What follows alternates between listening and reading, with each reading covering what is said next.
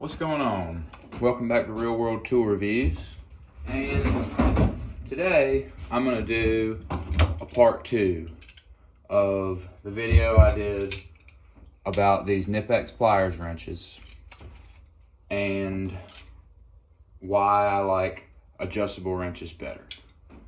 These were the examples I gave in that video. I like the Milwaukee adjustable wrenches. I think they're really good. I have other really good ones, but I like them a lot. And a lot of people on that video were quite offended that I said that these Knipex ones will slip if you don't hold the handles together. Now, I'm not sure everybody that got offended really understood what I was saying. I wasn't saying that these things are bad tools or that they're not strong or that they don't squeeze hard, because they do. But if you don't hold the handles together, they will start to round off a nut or a bolt or whatever faster than one of these will.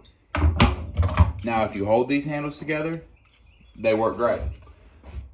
So I'm going to do Torque Test Channel. Actually just came out with a video that kind of demonstrated what I'm talking about. And I was glad that they did that, because it kind of is kind of what I was saying in that last video, although they're a lot more scientific. They can explain it a lot better than I can. And I'm going to do just a little example of something that I would use these tools for.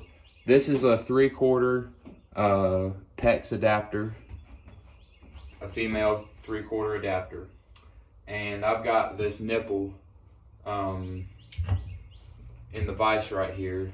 This would be like a nipple on a hot water heater, is a good example of what I would use a 3/4 female adapter for. And I like to get those real tight, you know. You dope it and tape it and get this thing as tight as you can. And I've had this slip on me before when I'm doing it.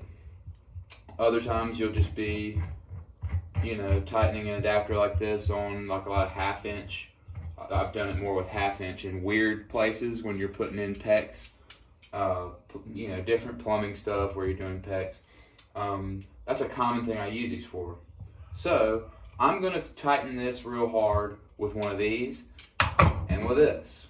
I'm going to do this one first, and I'm going to grab this and I'm just going to push on the back handle, and I will show you what I'm talking about.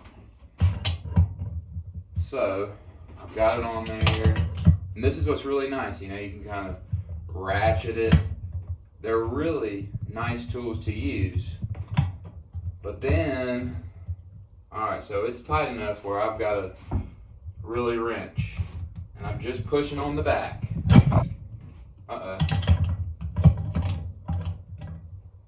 Wanted to round it off. Just pushing on the back here. It's holding on good now. Round it off. Popped off. Now, if you hold the handles together, squeeze them together,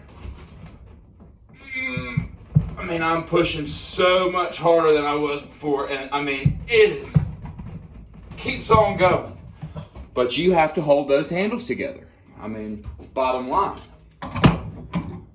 This guy, is why I like these so much more, is because it grabs on there, and golly, it just gets so much more leverage. I'm putting all my weight on it, shaking the whole damn toolbox, and it's not going to slip off.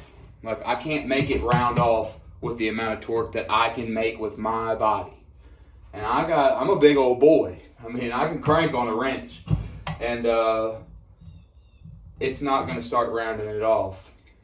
Now, you know, you put a pipe on this thing, eventually you will. But that is what I was talking about in that video. That's all I was talking about. That's all I was saying about it. Is this will slip if you just put pressure on the back handle and push like this. If you hold the handles together, it holds on super tight. But and maybe I'm missing something. I don't know.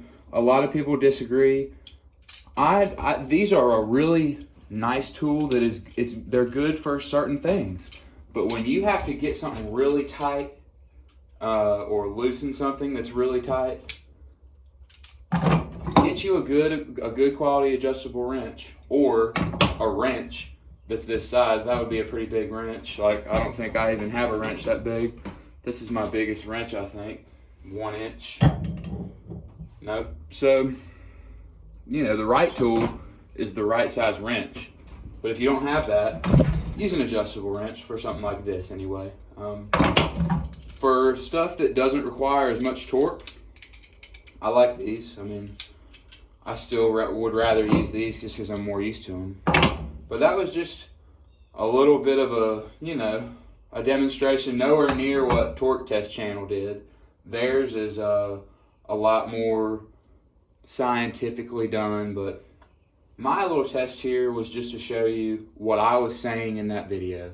I'm not saying that Knipex pliers wrenches are not a useful tool, because they're really good, but it just depends on what you do.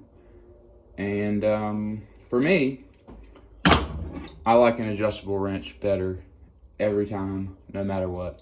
And that's just how I roll.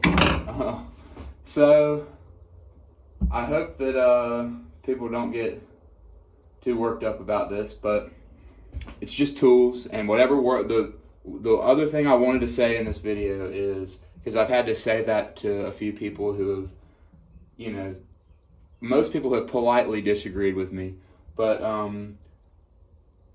everybody who has disagreed, that's fine with my opinion on these Knipex pliers wrenches. I have said to them, look, a lot of people love them, and whatever gets the job done for you is a good tool. Like, if it works for you and you accomplish your goal with the tool that you have, that makes this a great tool. If you own this and it gets it done for what you need to do, then this is a great tool for you, and there's nothing that anybody can say to make it not one. So, like, at the end of the day, you can have this wrench, you can have this wrench, you can have, you know, a shitty wrench like one of these, you can have a shitty pair of pliers, and you can probably get the job done. Like, at the end of the day, that was a tight nut. I bet you I can loosen it with this wrench here. Cheap Irwin wrench works too. I mean, tools are tools, and even cheap ones get the job done. So, and these are nice tools, so in no way am I saying these aren't good tools. I'm just saying I like adjustables better. So that's all I've got to say about it. But everybody, enjoy your day and use the tools that make you happy. That's all we can ever do, is try and be happy in this world. So thank you guys very much for tuning into the channel, as always.